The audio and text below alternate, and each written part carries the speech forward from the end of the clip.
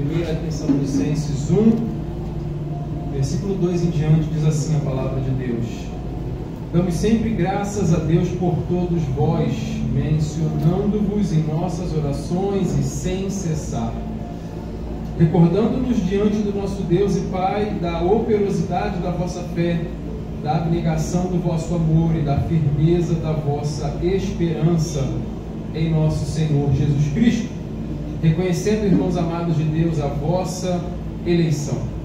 Porque o nosso Evangelho não chegou até vós somente em palavra, mas, sobretudo, em poder no Espírito Santo e em plena convicção, assim como sabeis ter sido o nosso procedimento entre vós e por amor de vós. Com efeito, vos tornastes imitadores nossos e do nosso Senhor, tendo recebido a palavra, posto que em meio de muita tribulação e com alegria no Espírito Santo, de sorte que vos tornastes o modelo para todos os crentes na Macedônia e na Acaia, porque de vós repercutiu a palavra do Senhor não só na Macedônia e Acaia, mas também por toda parte se divulgou a vossa fé para com Deus, a tal ponto de não termos necessidade de acrescentar coisa alguma, pois eles mesmos, no tocante a nós, proclamam que repercussão teve o nosso ingresso no vosso meio, e como deixando os ídolos, vos convertestes a Deus, para servirdes o Deus vivo e verdadeiro, e para aguardardes dos céus o seu Filho, a quem ele ressuscitou dentre os mortos, Jesus, que nos livra da ira vindoura. Amém? Amém. Pode assentar em nome do Senhor Jesus. Bom, parece clichê, mas não é, mas para mim é realmente motivo de muita alegria estar aqui, pregar o Evangelho, ensinar a palavra de Deus. Para mim não é peso, não é trabalho, para mim é um privilégio enorme. E a minha ideia principal aqui é honrar com o seu tempo, honrar com a sua atenção e fazer a exposição do texto que nós acabamos de ler. Apenas aproveitando o gancho do pastor, né? Realmente hoje eu sou abençoado porque, além de tudo, trabalho com a própria Bíblia, eu trabalho ensinando interpretação bíblica e pregação. Então, para os irmãos que quiserem se aprofundar, poxa, professor, realmente tem que entender melhor isso aqui. Está em português, mas quando eu abro parece que está no original, está em grego, está em hebraico, eu não entendo nada.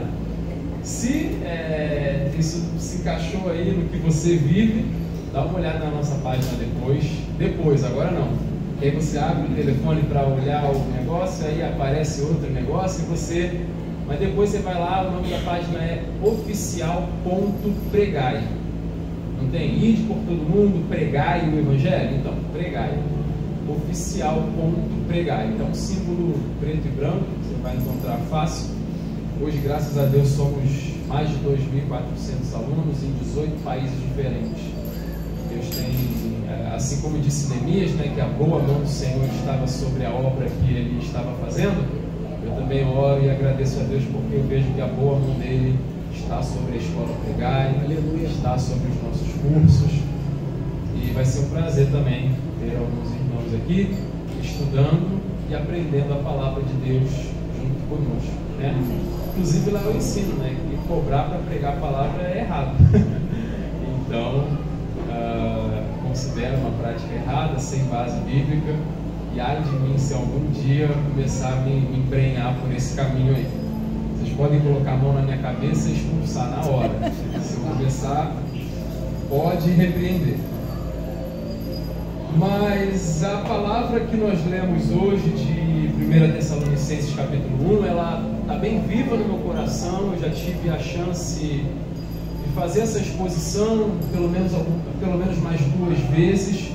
E o motivo pelo qual eu vou fazer essa exposição aqui com vocês também é de fato esse, uma palavra que está viva, uma palavra que fala comigo. E a ponto de introdução e talvez um comentário, a carta aos Tessalonicenses nunca foi, de todas as cartas de Paulo, uma carta que chamasse a minha atenção, né? A gente tem uma gíria chamada algo que me pega. Poxa, tal coisa me pega. Tessalonicenses nunca me pegou. No programa de aulas que eu tenho lá dentro da escola, quando eu comecei as aulas sobre as cartas de Paulo, eu empurrei Tessalonicenses para o final. Foi a última aula que eu gravei. Mas recentemente, estudando, ouvindo outras pessoas falarem sobre essa carta, este trecho do capítulo 1 realmente saltou aos meus olhos. E eu comecei a olhar o texto de uma forma diferente. Eu entendo que talvez o fato de Tessalonicenses nunca ter sido tão atraente para mim foi justamente que, em comparação com as outras igrejas, a igreja de Tessalônica tem muito menos problema. E a gente sabe que os problemas das igrejas do Novo Testamento são um prato cheio para a gente estudar. Ora, quem é que nunca leu lá a primeira carta de Paulo aos Coríntios, a quantidade de problemas que aquela igreja tinha? Filipenses, divisão, desunião, uma igreja rachada, Evódia e Síntica, duas mulheres que criavam problemas dentro da igreja. Gálatas, a heresia dos judaizantes, começaram no espírito, terminando na carne. Colossenses, a heresia colossiana, envolvia libertinagem, ascetismo, culto aos anjos, legalismo, um monte de coisa, uma mistura danada. E Tessalônica não tem tanta coisa assim. Muito pelo contrário, a igreja dos Tessalonicenses, como nós acabamos de ler aqui, o apóstolo Paulo escrevendo, se tornou modelo para os crentes da Macedônia e da Acaia. E é exatamente sobre essa igreja ideal, se é que a gente pode chamar assim. Óbvio, tem igreja que tem problemas como todas as outras, mas essa igreja que recebeu uma palavra tão inspiradora do apóstolo Paulo, é sobre ela que eu quero pensar e estudar junto com vocês. A primeira coisa que eu quero chamar a sua atenção é justamente para aquilo que chamava a atenção do apóstolo Paulo, quando ele começa o texto de sua primeira carta aos Tessalonicenses, e também a ponto de introdução, a fundação dessa igreja está registrada na minha e na sua Bíblia em Atos, capítulo 17. Depois você pode ir lá do versículo 1 ao 9, vai narrar o tempo que Paulo esteve em Tessalônica. O texto diz que ele debateu e arrazoou na sinagoga por 3 sábados. Se forem 3 sábados seguidos, então a plantação dessa igreja durou o quê? 3 semanas. Se forem 3 sábados intercalados, 6 semanas. Se for um sábado por mês, 12 semanas. Não importa, é muito pouco tempo para você plantar uma igreja. Se a gente for por essa linha um pouquinho mais conservadora, né, de 3 a 6 semanas, como que a gente planta uma igreja de 3 a 6 semanas? E como que essa igreja plantada em tão pouco tempo se torna modelo para todas as outras? É exatamente sobre isso que eu quero pensar junto com você. Quando o apóstolo Paulo dobrava os seus joelhos e orava a Deus a respeito dos Tessalonicenses, pelo menos 3 qualidades ou 3 características dessa igreja ressaltavam, vinham automaticamente à memória do apóstolo Paulo. O texto que nós lemos começa no versículo 2: damos sempre graças a Deus por todos vós. E aí Paulo vai dizer, né, quando eu estou dando graças a Deus por vocês, Tessalonicenses, eu me lembro de 3 coisas. Versículo 3: recordando-nos diante do nosso Deus e Pai, em primeiro lugar, da operosidade da vossa fé. Em segundo lugar, da abnegação do vosso amor. Em terceiro lugar, e da firmeza da vossa esperança em nosso Senhor Jesus Cristo. Os crentes tessalonicenses, eles tinham uma fé operosa, um amor abnegado e uma firme esperança. Esse é o momento que a gente vai pensar um pouco sobre isso, para ver o quão parecidos ou diferentes dos tessalonicenses eu e você somos. Vamos começar pelo começo, né? Paulo vai ressaltar que aqueles irmãos, eles tinham uma fé operosa. A fé dos tessalonicenses é uma fé que a gente pode dizer que era uma fé verdadeira. Se a gente fala sobre fé verdadeira, automaticamente vem na nossa cabeça que também existe uma fé falsa. O apóstolo Tiago nos ajuda a pensar sobre isso quando em sua carta ele fala sobre a fé viva e a fé morta. Meus irmãos, se você sair por essas portas, descer aqui embaixo e perguntar para muitas pessoas se elas têm fé em Cristo, se elas têm fé em Jesus, se elas acreditam em Deus, muitas vão responder positivamente. Vão dizer: não, eu acredito em Jesus, eu tenho fé no meu coração, não, eu tenho a minha ligação, eu conheço Jesus, Jesus me conhece, sabe? Eu tenho o meu íntimo com Ele, eu tenho a minha fé, eu tenho o meu sentimento por Jesus. Mas Tiago disse em sua carta algo muito interessante. Ele disse assim: olha, creis que há somente um Deus? Fazes bem, pois até os demônios creem e estremecem diante dele.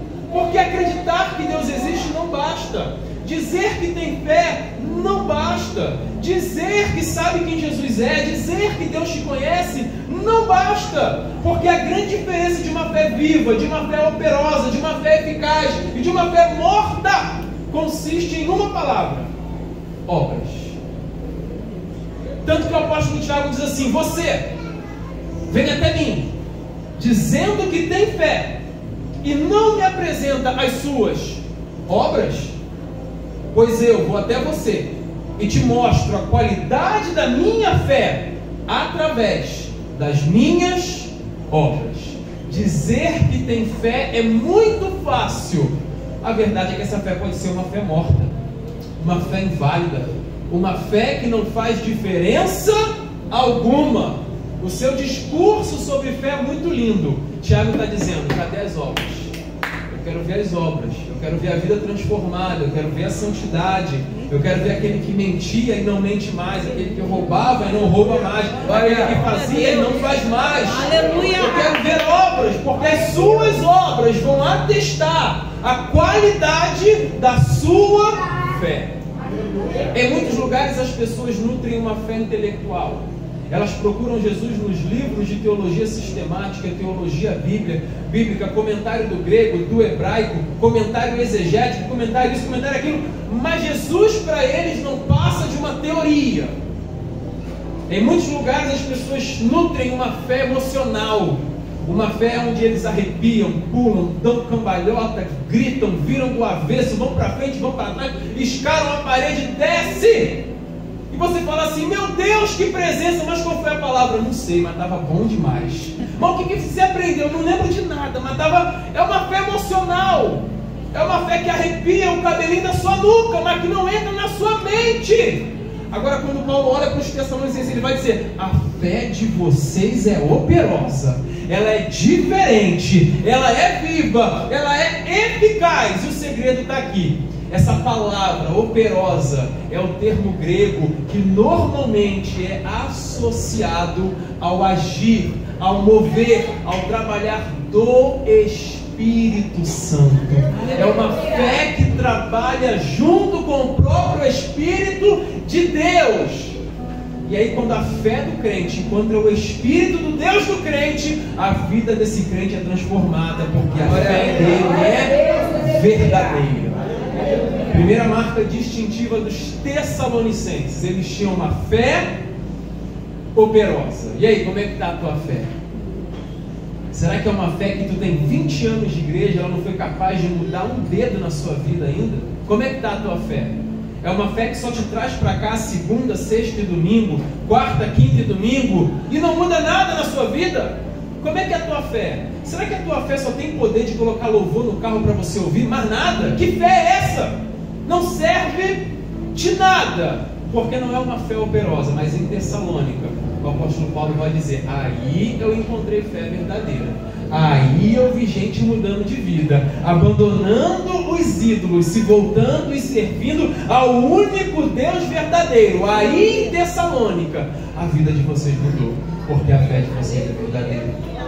Além de terem uma fé operosa, os Tessalonicenses demonstraram um amor abnegado. É o segundo ponto que Paulo vai trabalhar neste versículo 3. E eu aprendi algo ao longo da minha caminhada que eu acho que se aplica muito bem nesse texto aqui. Não sei se você sabe, mas se não sabe vai ficar sabendo agora. amar custa. Tá bom?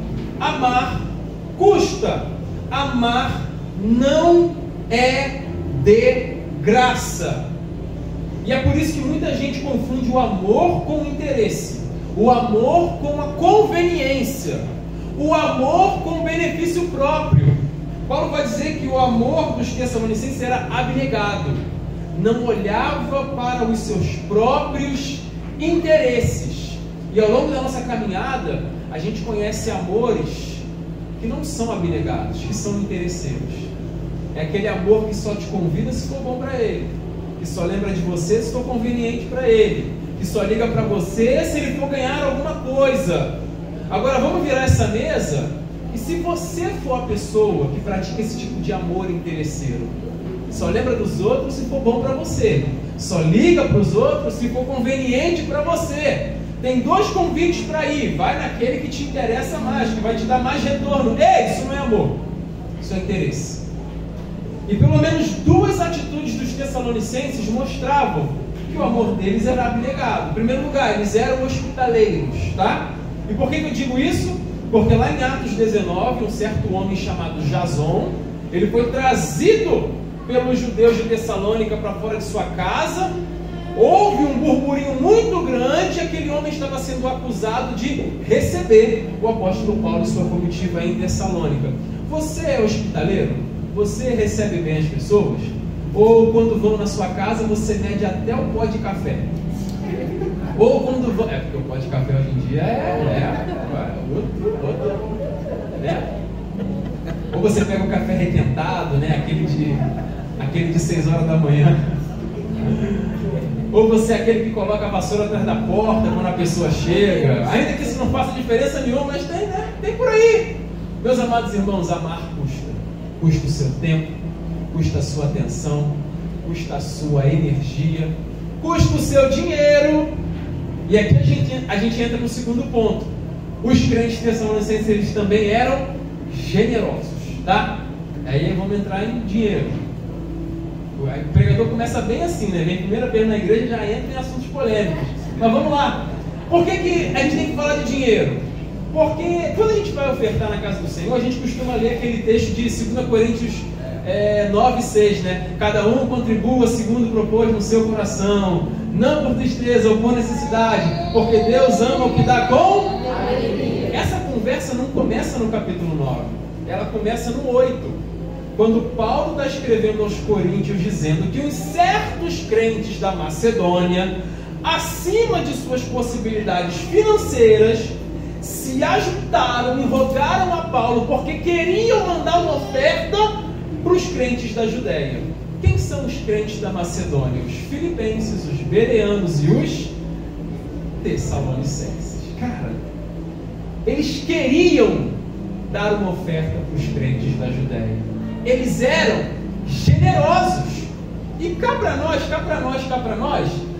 a prova, em muitos casos, de que o camarada realmente converteu, a prova, em muitos casos, de que realmente não existe mais nenhum ídolo no coração dele, é quando ele se torna generoso. Porque tem gente que converte a vida inteira, menos o bolso. Senhor, toma conta da minha vida toda, tá? Mas o aplicativo do banco não, aquele ali só eu. Senhor, toma conta da minha vida por completo, só deixa a carteira de fora. Diz uma história que quando o reino da França, lá no século XVIII, XVII, tinha poucos soldados para lutar, os franceses começaram a trazer mercenários, corsários, para lutar em suas guerras. Só que a França era um reino ultracatólico. E para esse pessoal entrar no exército francês, digamos assim, eles tinham que ser batizados. E muitos desses mercenários, quando desciam as águas do batismo, deixavam uma espada do lado de fora, dizendo: eu batizei, mas a minha espada não brinca comigo não, que ela não é convertida não, tá? Eu batizei, mas ela ainda não é crente não. Tem muito irmão e muita irmã que faz a mesma coisa, mas ao invés da espada é o quê? A carteira. Deixa a carteira de fora do batismo, desce as águas do batismo, mas a minha carteira não, fica aí, porque o meu dinheiro ainda é meu. Jesus, pode tocar em tudo. Jesus, o Senhor é dono de tudo. Jesus, só o dinheiro que não. E como eu escrevi aqui, né? Pessoas que entregam a vida toda para Deus, menos a sua carteira. Consagram tudo, menos o seu dinheiro. Abandonam todos os ídolos, menos Mamon. Mamon continua reinando no coração desses crentes. Mas lá em Macedônia não. Eles tinham um amor abnegado. E aí, você é generoso? Tem dificuldade de dar? Tem um escorpião no bolso? Olha lá, hein? Os crentes em Tessalônica, eles tinham um amor abnegado. Faziam para os outros sem esperar nada em troca. É assim que tem que ser. Em terceiro lugar, o apóstolo Paulo vai falar que eles tinham uma firme esperança. É importante deixar claro para os irmãos que o termo grego, a palavra grega, que é traduzida para o português como esperança, ela é diferente da esperança que nós temos aqui no português. Porque no português a esperança traz consigo o elemento da dúvida, tá bom? O que eu quero dizer com isso? Talvez seja o pior momento para falar isso, mas eu sou flamenguista, né? E estava tendo o jogo do Flamengo aqui agora. Então a gente pode falar assim: Júlio, você tem esperança que o Flamengo vai ser campeão? Tem. É quase certeza, né? Cá para nós? Cá para nós? Quase certeza. Mas eu posso cravar 100%? Não. Se eu perguntar para o vascaíno: você tem esperança que o Vasco vai ficar na Série A esse ano? O cara vai falar: olha, eu estou orando, eu estou pedindo. Mas ele pode cravar que o Vasco não vai ser rebaixado? Não. Por quê? Porque a esperança no português traz consigo a ideia da dúvida. Agora no grego não. A esperança que Paulo se refere aqui não traz consigo o elemento da dúvida. É uma certeza. Eu não estou esperando sabendo se vai acontecer ou não. Eu estou esperando sabendo que vai acontecer. Eu só não sei se é agora ou se é daqui a pouco. Eu só não sei se é para já ou se é para mais tarde. Eu só não sei se é hoje ou se é amanhã. Mas que vai acontecer, vai acontecer. E Paulo diz que a esperança daqueles irmãos estava em Jesus Cristo. Glória a Deus. Eles criam piamente no retorno do Senhor Jesus. E essa espera, e essa esperança dos Tessalonicenses não falhava. E você, continua esperando a vinda do seu Senhor? Continua esperando a vinda do seu Jesus? Ou você é daqueles que falam: ih, na época da minha avó ela dizia que Jesus ia voltar. Ih, na época da minha mãe ela dizia que Jesus ia voltar. Você pode não acreditar, mas é meu dever te falar: Jesus voltará. Não é questão de que se ele vai voltar ou não. Ele voltará. Pode ser daqui a 5 minutos, daqui a 5 dias, daqui a 5 semanas, daqui a 5 anos. Mas ele vem resgatar uma noiva lavada, remida, adornada, santificada e que nutre uma firme esperança nele. Assim eram os Tessalonicenses. E aí eu pergunto: você está muito longe deles ou está perto deles? Você está parecido com eles ou ainda tem que ajustar bastante?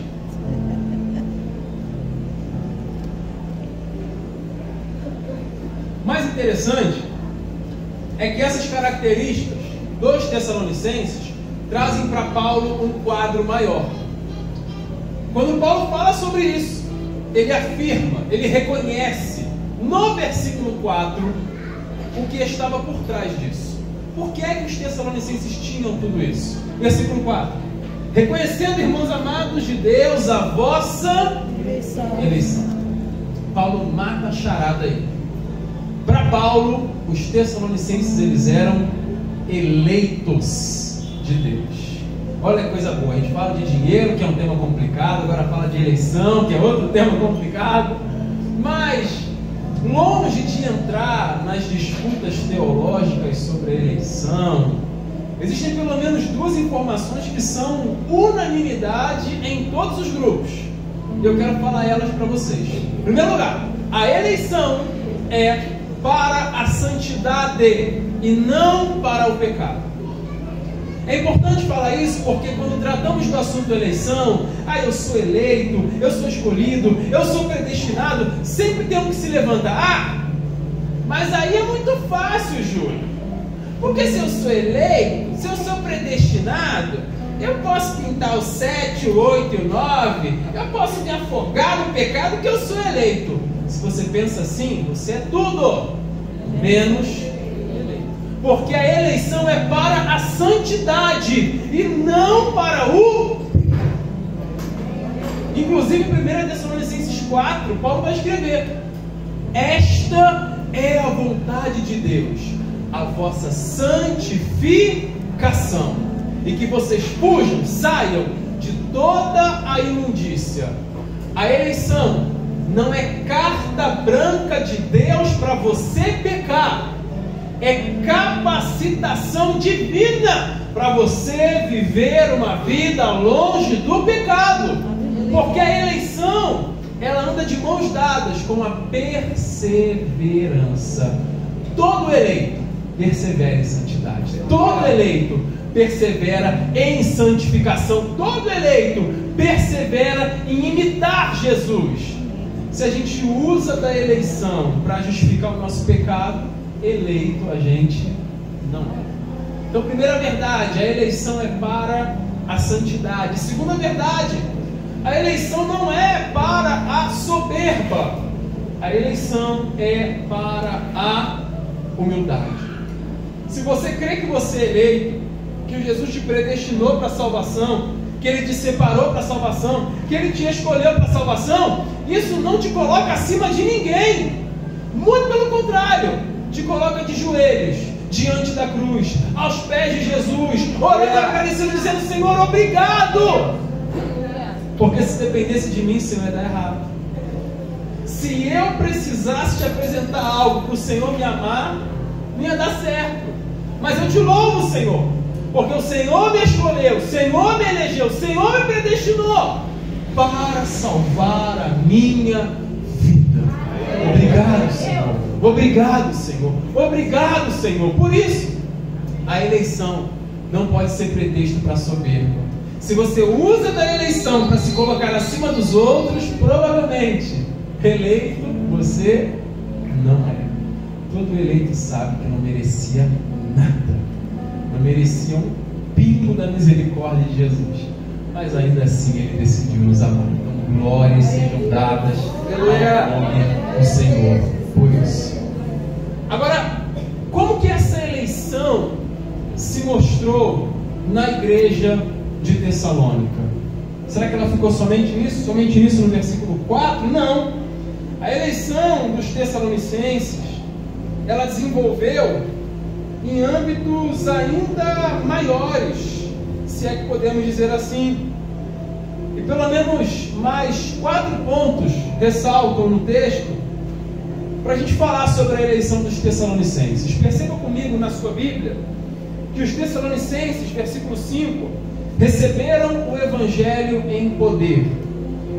Os tessalonicenses, versículo 6, tornaram-se imitadores de Cristo.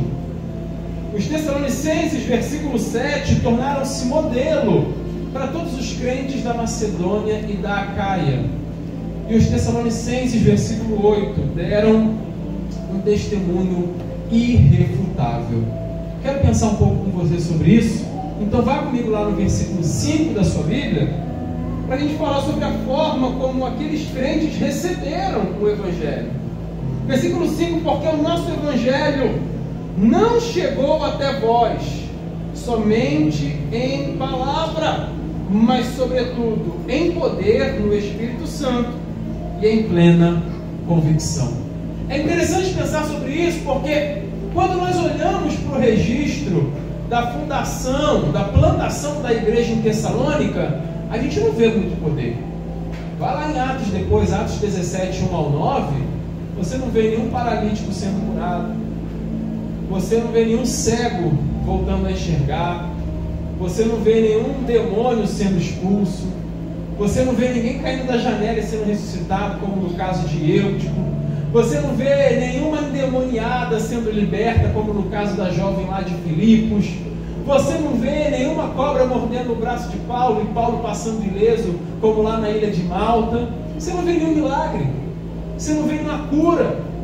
Você não vê nada de sobrenatural aos olhos carnais. Eu pergunto para a igreja: aonde está o poder em Tessalônica? Paulo está dizendo: o nosso evangelho chegou até vós, não somente em palavra, mas sobretudo em poder. Cadê o poder se nenhum cego voltou a enxergar? Cadê o poder se nenhuma tempestade foi acalmada? Cadê o poder se ninguém multiplicou pão, peixe, se ninguém curou enfermo? Cadê o poder? Eis aí a beleza do evangelho, porque o apóstolo Paulo vai escrever na carta aos Romanos o seguinte: que ele não se envergonhava do evangelho, porque o evangelho é o poder de Deus para a salvação de todo aquele que crê. Aleluia. Sabe onde estava o poder em Tessalônica? Na conversão verdadeira. Sabe onde estava o poder em Tessalônica? No novo nascimento, na regeneração, na justificação, na santificação, na conversão genuína. Ali estava o poder em Tessalônica. O poder se mostrou justamente quando pessoas saíram da morte e foram trazidas para a vida. Quando pessoas que eram inimigas de Deus se tornaram filhos de Deus por adoção. Quando pessoas que adoravam os ídolos agora passaram a ser morada do próprio Espírito Santo. O Evangelho não é poder de Deus para colocar dinheiro na sua conta, meu irmão. O Evangelho não é poder de Deus para curar a sua dor de coluna, dor de cabeça, dor de estômago. Não, meu irmão. O Evangelho não é poder de Deus para trocar o seu carro, para reformar a sua casa. Se você está buscando isso, está no lugar errado. O Evangelho é o poder de Deus para a sua salvação. Poxa, Júlio, mas o cego vê parece muito mais poder. 2 Coríntios 4, o apóstolo Paulo vai dizer que o Deus deste século fez o que com os incrédulos? Ele cegou. E aí Paulo puxa lá em Gênesis. Sabe aquele poder de Gênesis 1, que disse assim: haja luz, e houve, quando a terra era vazia e sem forma? Aquele poder lá, aquele poder, Paulo puxa aquele poder para 2 Coríntios 4, ele diz assim, ó: mas o mesmo Deus que disse haja luz, é o Deus que gritou na sua mente, na sua consciência, no seu coração, dizendo haja luz. E agora você não é mais cego pelo Deus deste século. Você consegue ver o brilho do Evangelho, da glória de Jesus Cristo. Um milagre maior do que o cego ver, maior do que o paralítico andar, maior do que o demônio ser expulso, é quando um coração de pedra é removido e Deus coloca o coração.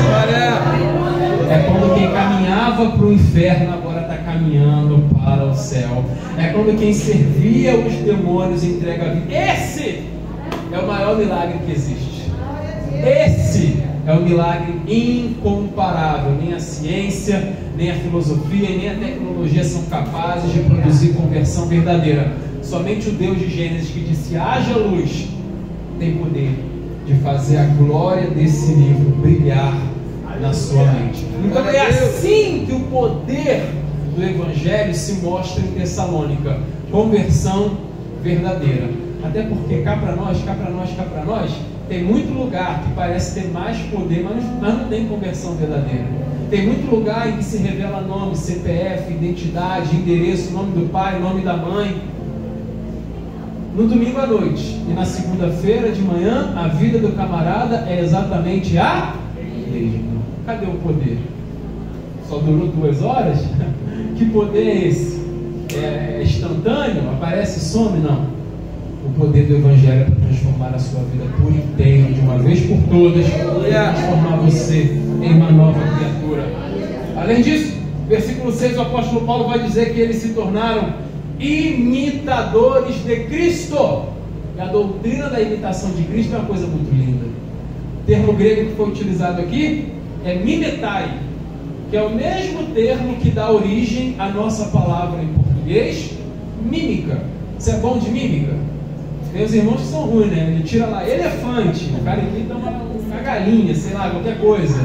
Fica difícil, o cara é ruim de mímica. A gente pode ser ruim nessa mímica, mas na mímica de imitar Cristo a gente não pode ser ruim não, tá? Nessa mímica você não pode ser ruim. E em muitos lugares a doutrina da imitação de Cristo, ela está deturpada, ela está adulterada. Por quê?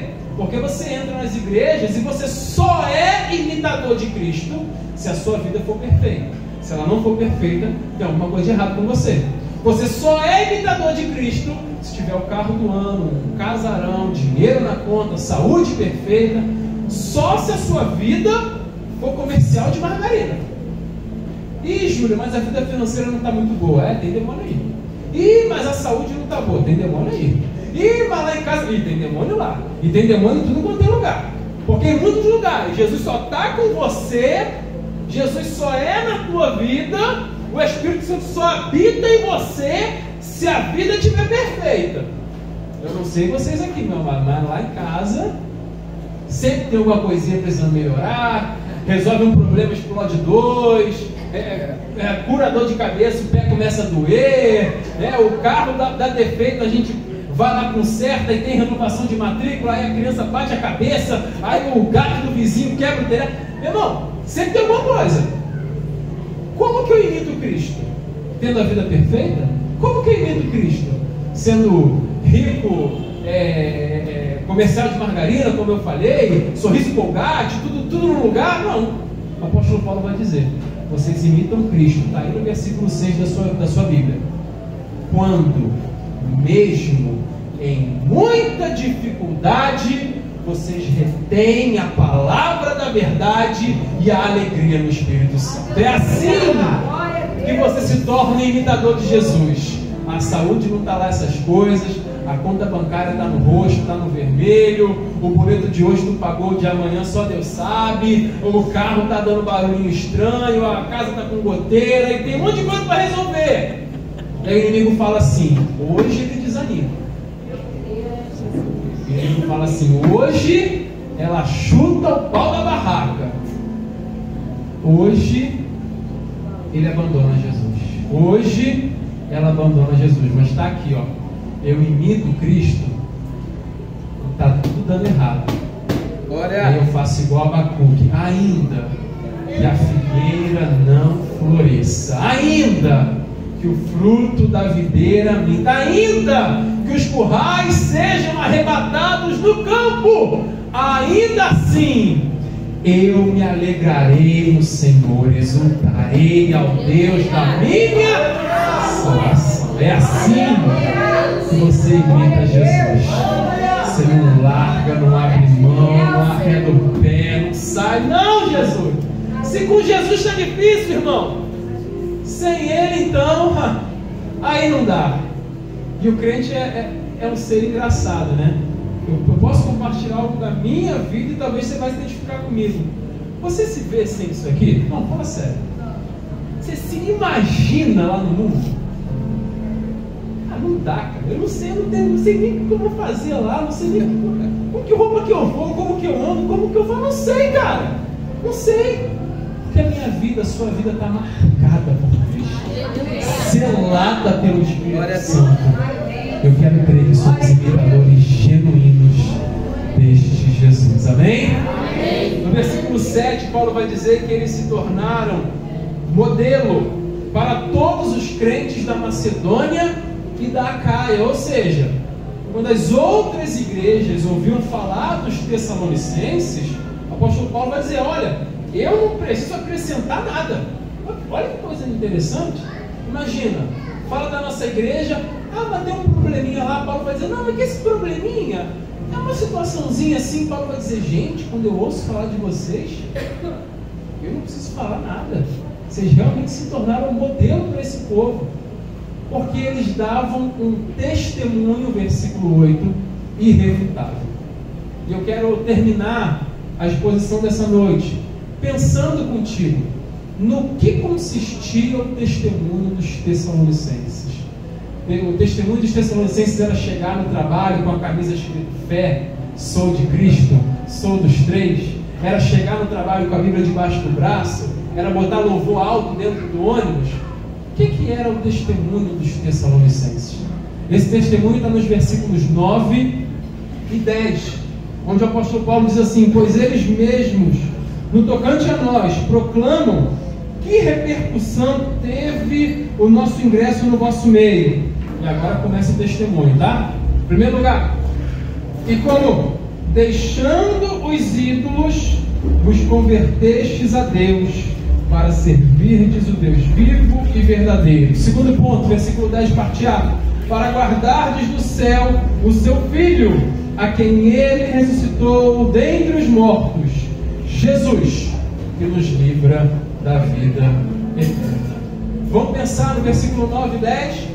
Versículo 9, Paulo vai dizer que aqueles irmãos, eles abandonaram os ídolos para servir ao Deus vivo e verdadeiro. Perceba, em Tessalônica, como em praticamente todo o Império Romano, muitas divindades eram adoradas. Se a questão era o clima, tinha um Deus. Se era guerra, tinha um Deus. Se era saúde, tinha um Deus. Se era qualquer coisa, tinha Deus para tudo. Tinha ídolo para tudo. E conforme aquilo que eles queriam, eles buscavam esses deuses. Presta atenção, atenção. Eles faziam votos a esses deuses. Eles traziam ofertas a esses deuses. Eles sacrificavam a esses deuses. Eles iam aos templos desses deuses e faziam tudo que esses deuses pediam, porque era algo que eles queriam. Aí Paulo vai dizer: vocês deixaram os ídolos e vos convertestes a Deus, para que a vida termine em barranco, água fresca, sombra e uma rede. Foi isso que Paulo falou? Vocês se converteram a Deus para sentar no sofá, ligar a Netflix e esperar Jesus voltar na calmaria. Foi isso que Paulo falou? Não. Ele vai dizer assim: vocês se converteram a Deus para servir, para trabalhar para o Deus vivo e verdadeiro. Meus amados irmãos, se lá no mundão, se lá na idolatria, o povo que está lá dá o melhor, faz o melhor, entrega o melhor e não reclama, eu e você que temos o privilégio de servir o Deus vivo e verdadeiro, vamos fazer menos do que isso? Vamos entregar menos do que eles entregam? É claro que não. Por isso eu quero te dizer, primeira verdade: preguiça não combina com o crente. O meu perfil, eu sou um cristão mais devagar. Preguiça é o nome disso. E isso não combina com a vida cristã. Porque para o cristão, trabalhar para Jesus não é um peso. Trabalhar para Jesus não é um castigo. Trabalhar para Jesus não é uma obrigação chata, irritante. Trabalhar para Jesus é um privilégio. Você está sendo convidado, trazido para participar da maior obra do mundo. Você está trabalhando ao lado de Deus, porque quando Ele quiser abraçar alguém, Ele vai usar os teus braços. Quando Ele quiser falar com alguém, Ele vai usar a tua boca. Quando Ele quiser abençoar alguém, Ele vai usar a tua mão. Quando Ele quiser ver alguém, Ele vai usar os teus olhos. Você foi chamado para servir, trabalhar para o Deus vivo e verdadeiro. Como R.R. Soares diria, né? Eu quero trabalhar para o Senhor, levando a palavra de amor, não é isso? Quero eu cantar e orar, e ocupado eu quero estar, sim, na vinha do Senhor. Júlio, mas não tem mais lugar para trabalhar? Tem. Se você levantar a mão, vai ter uns 3 te puxando, porque precisa. O que Jesus disse? Olhem para os campos.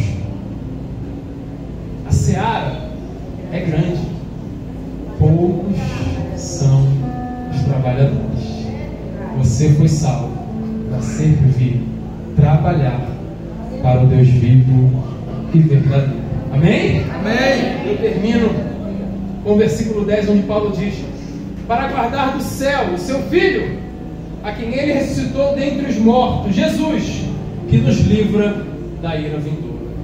Meus irmãos, a gente às vezes tem um retrato um pouquinho antibíblico da volta de Jesus. A gente acha que quando Jesus voltar, as nuvens vão se abrir, vai descer uma luzinha, aqueles anjinhos igual o comercial de fralda de bebê, aquele sonzinho, oh, Jesus voltando com os anjinhos, e vai ser uma coisa linda, né? Mas em 2 Tessalonicenses, olha que coisa interessante. Lá em 2 Tessalonicenses, o apóstolo Paulo fala um pouco sobre a volta de Jesus. Ele explora essa ideia de Jesus vindo dos céus. 2 Tessalonicenses, capítulo 1, versículo 7. E a vós outros, que sois atribulados, alívio juntamente conosco, quando do céu se manifestar o Senhor Jesus com os anjos do seu poder. Versículo 8. Em chama de fogo, tomando vingança contra os que não conhecem a Deus e contra os que não obedecem ao Evangelho de nosso Senhor Jesus. Você consegue visualizar isso? Jesus descendo com anjos, com fogo e com vingança. Meu irmão, minha irmã, deixa eu te falar algo. Naquele dia, naquele grande dia, não vai existir amigo do Evangelho, simpatizante do Evangelho, não vai existir quem ouve louvor no carro, não vai existir cristão não praticante, não vai existir visitador de culto, não vai existir filho de crente, neto de crente, bisneto de crente. Só vai existir quem obedece o Evangelho de Jesus e quem não obedece, quem conhece verdadeiramente Jesus Cristo e quem não conhece. Para o salvo, para o eleito, para o predestinado, para aquele que se encaixa em tudo isso que a gente falou agora, vai ser um dia de alívio. É o que Paulo vai falar. Para a igreja que é atribulada nesse mundo, quando Jesus voltar, ela vai ter alívio. Mas para o mundo desobediente, caído, ímpio, Jesus veio com vingança, Jesus veio com fogo, Jesus veio com castigo. Que isso, Júlio? Está tentando me convencer pelo medo? Tô fora. Ou quando ele vier, você vai querer receber toda essa vingança, todo esse fogo, todo esse castigo. Ora, quiser, continue mesmo, mas eu como pregador tenho que dizer, será um dia terrível. Inclusive o profeta Amós disse no Antigo Testamento, né? O que vocês estão pedindo no dia do Senhor? Vai ser um dia de trevas e não de luz. Então, meu amado irmão, se ele não voltou ainda há esperança para você. Se ele não retornou ainda, pode ser hoje, pode ser amanhã, que o amor dele vai te encontrar, vai arrebatar a tua vida igual a onda. Quando a onda vem, ela leva tudo, ela varre tudo, ela lambe tudo, não fica nada de pé. E eu quero orar para que, se você está aqui e já conhece Jesus, você permaneça firme. Glória. E se você está aqui e não conhece Jesus ainda, eu vou orar para ele te encontrar, para ele te arrebatar com o amor dele, para ele te inundar com a graça dele, para ele quebrar os teus muros e tomar o primeiro lugar na sua vida. Você pode se colocar de pé no seu lugar? Glória a Deus.